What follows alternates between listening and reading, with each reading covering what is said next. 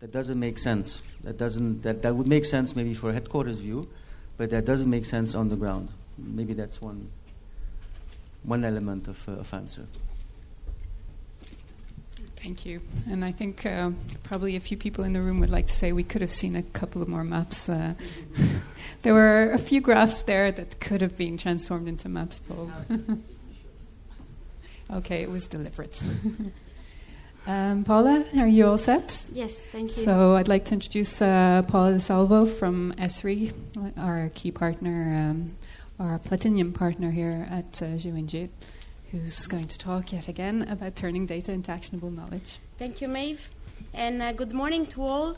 It is a pleasure to be here again representing ESRI.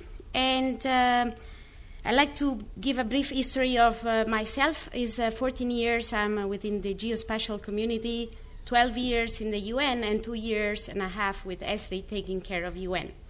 And ESRI today is here to contribute to the discussion, very interesting discussion, the NGO and the humanitarian community is having about turning data into actionable data. The value of the topic is really of high interest, and the value of the technology in support of your precious work. So we know, I really wanted to start with this sentence, that to know is beautiful, to understand expands knowledge, and to act upon create a change. And nowadays technology is really in a revolution phase. It is there for geospatial analysts, for GIS officers, but for decision makers, as Paul was saying, intuitive and simple to trigger decision upon data. We know that our world is facing really serious challenges, whether they are environmental, through deforestation, energy, land use change, climate change, pollution, natural resources depletion, economic, and social, whether we range from human health, food security, poverty, education, equality, and security. So I'm going to show you a series of applications that are raising from, that are talking, is not coming. Wait a minute. I think I need your help. Yes.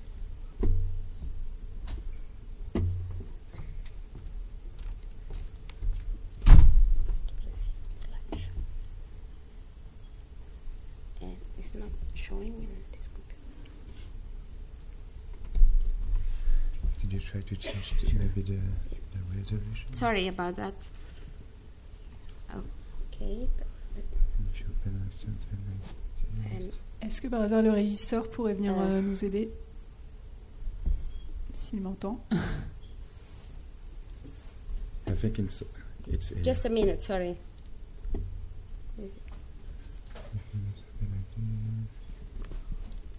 Function. Yeah.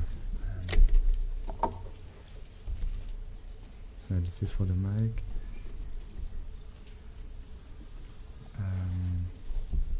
Should I find before? Yeah, maybe it's up there. Est-ce qu'un des bénévoles pourrait aller voir le régisseur? C'est fait? Merci. No, that's okay. Yeah. Project, no, that's okay. That's okay. And oh. Yeah. On va faire comme ça. On va réécouter.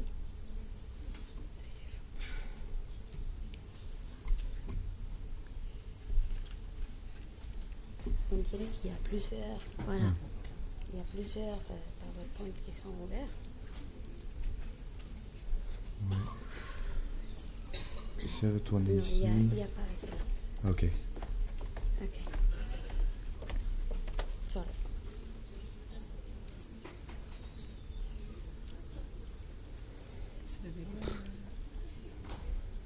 Peut-être cracher là-haut. And if you put.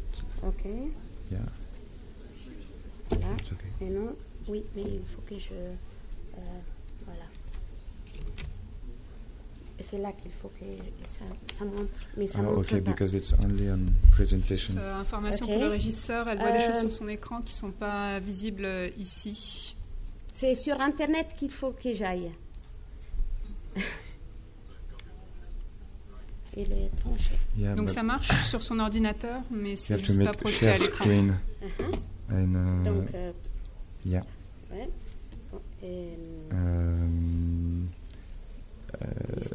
Display, yeah. Okay, connect to projector. Yeah. Voilà. And duplicate. Duplicate. Yeah. Wait. Je veux juste. Yeah. Okay. So, what I'm sorry, and thank you for your patience. Was working before. What I'm going to show you now is a series of applications through the ArcGIS platform, targeting some of the main topics: environmental, food security, poverty, and looking together at how nowadays technology, how the platform can enable the simple gathering of data and communication of data in a simple manner. What you see here is an overview of conservation efforts and threats. You have imagery from Landsat 8 yesterday, plus forest fires that are happening now within the area, if they are loading, and the difference with last decade imagery. While this is loading, I'm going to change application. We can see through different swipe applications how the world is changing. What I'm pointing now here is the Dadaab camp in Kenya that was in the imagery and in 2010 and imagery in 1990. This is the Dadaab camp. We can see the heavy deforestation that is happening within the Mato Grosso area in Brazil. The very dark is really very dark, but you can see chunks of forest that are missing within different areas. And we can access this information in real time. We can go ahead and move through other type of application, pointing and merging media, videos, and other sorts of information to talk about issues that are affecting our world, such as pollution. We can go to Accra and see that there is a heavy pollution about e-waste. We can move ahead with the... Is internet on? It's actually, internet is not working. Yes, so Chernobyl. We can see the Citarum River in Indonesia and loading a video on this site. We can see Russia and so forth. We can look at problems which are affecting Africa and looking at the various hazards that are affecting the different countries over the last 12 years. Looking at Mozambique, we can see what is the main disaster that has affected Mozambique and how many people has affected all over the time. We can look, for example, we know Ethiopia in the last 10 years has been affected by seven drought, affecting 38 million people by drought. So definitely drought is the main disaster. So as you can see, is a way to pass information to main decision makers. And also data, spatial data could be timely enabled so that information can be spatially talking about when a specific disaster is happening. We can look at where are the countries where malnutrition and undernourishment is increasing since the last 10 years. So you see that through story maps, through the ArcGIS platform, we can look at the data in a different points of view and being able to provide this information to decision makers so that we can take appropriate action to that specific issue. I will go and show you a couple of other applications. This is what we call a map journal. It is a communication tool to allow decision makers to have access to information in a real quick time and synthetic format, because as Paul said before, decision makers do not have time and need to have access to the information in a simplified manner. So we can merge together data maps, not only being map-centric, but as well content-centric. I'm going to continue my presentation and really saying that the world nowadays is really filled with Earth observation satellites, with GPS satellite constellation, where there are 6 billion people having access to mobile devices according to ITU statistics. There is an easy, interoperable, advanced ArcGIS platform, easy to use technology. And really, geospatial systems are helping us to understand our world and turning information into action. The platform, I'm not going to spend a lot of time here, but the platform is totally integrated, whether it's desktop, web, mobile, and it is simple and open to any data. This is very important. Any sort of data. It breaks down the barrier because make the data accessible by everyone, by not only having data into PDF or paper format, which is always very important, but sharing it through the stakeholders around the same topic. And the content, leveraging the content that other organizations are creating for different applications. WFP data for UNHCR, IOM data for UNHCR, and vice versa.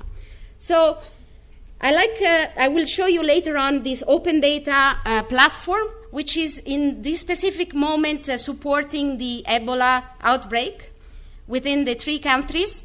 And I'll encourage you to come to the workshop and see how this really open data works. The applications that are running on top of the platform are very, very powerful, and I'm going to break here and show you one application that is called Operation Dashboard. So, first of all, I'm starting with an Excel data.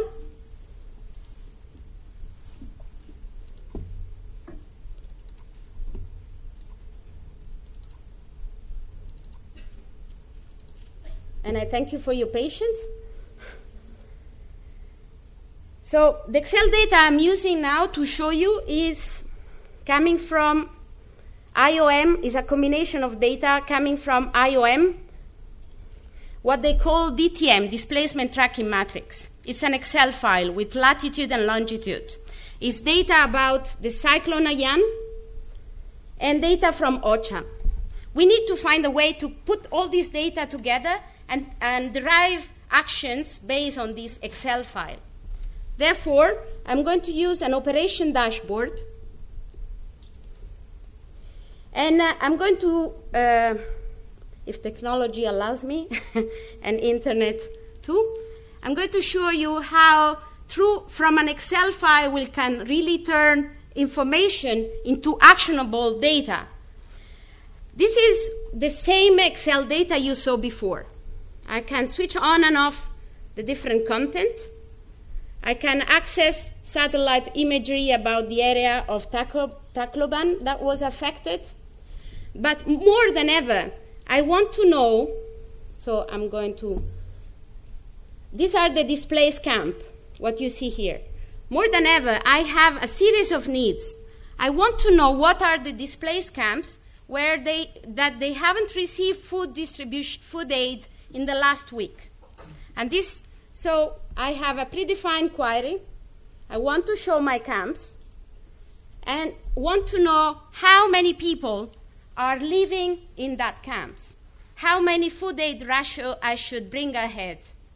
And therefore, through this technology, through the operation dashboard, which resides on the platform, I can integrate all components, whether it's mobile, is web, is desktop, is Excel, and bring the life to the data so that I can know how many people are displaced, how many camps, how many children, and who should I contact is a bit, this bit of information I hope you can see. Who should I contact, which is the camp coordinator?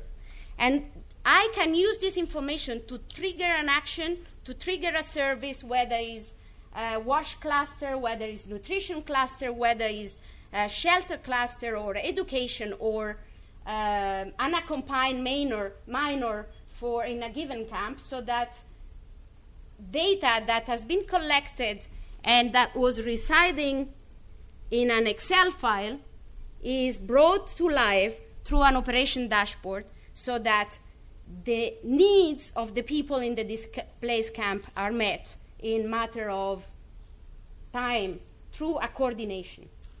So I am ending my presentation, which was much shorter than expected due to the difficulty, by saying that ESRI is extremely is extremely supportive to all the humanitarian community and NGO community through different programs. And I thank you again, the GeOnG organizers, for the opportunity.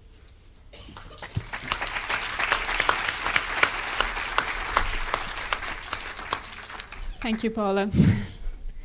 Okay, we'll just have one question.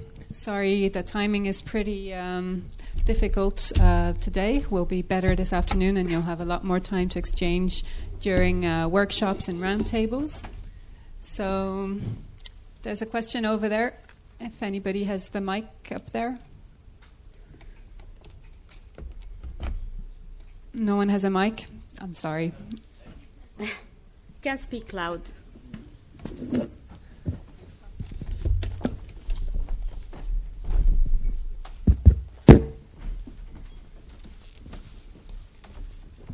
Thank you.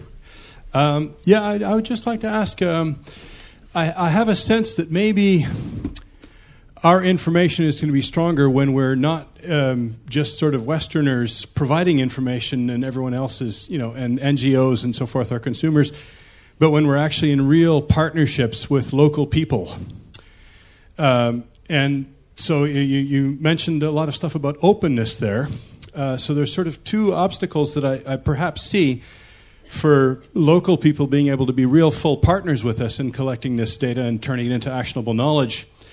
One is access to the software, which I believe still has to be paid for, which is more difficult if you're from Africa. And the other one, actually, we saw a bit of an example of here in Chambéry, where the internet was not quite what we hoped for.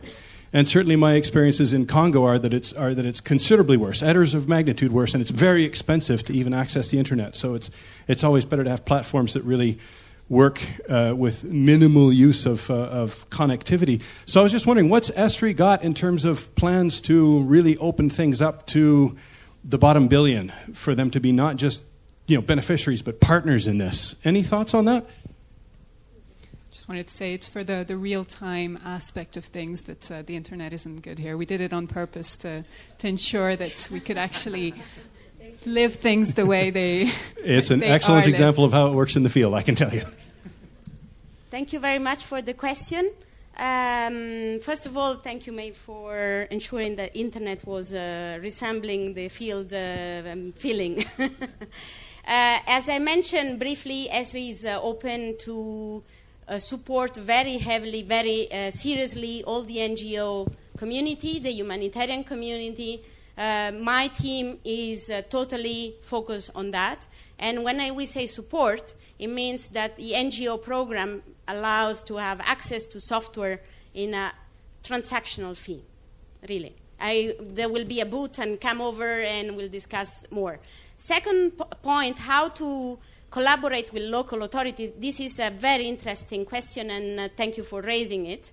Exactly the example you've seen before with the DTM, displacing tracking matrix. This data is IOM data, and but IOM is working very deeply with civil protection. And we have a program now. This is one of the many examples that is happening on the field. how to engage and make sure that once the disaster is over, for those countries that can own a system where there is not a civil war, okay, Central African Republic or Chad, or there are different countries where they cannot own yet a system, IOM will own for them. But those countries where there is a potential governmental body to own a system, that will be handed to them, together with the entire software technology. So the software cost is not a bottleneck. And I can assure you, I used to work in the UN before, and I was a big fighter for sustainability. And this is really taken care by the private sector in order to reach out entities that cannot afford a shell price. It cannot afford, the same Occidental price, right? So there is programs and actions to enable different countries to have access to the technology. Thank you very much. Sorry about that, but we'll have to stop questions now, so don't hesitate to come speak to the different speakers later on during the day. And, okay, I'll invite you all to go join the roundtables that interest you. For your information, the sessions are on live streaming on the internet. So if I know that some people were asking about that, so I just wanted to let you know. Thank you. And thank you to our speakers.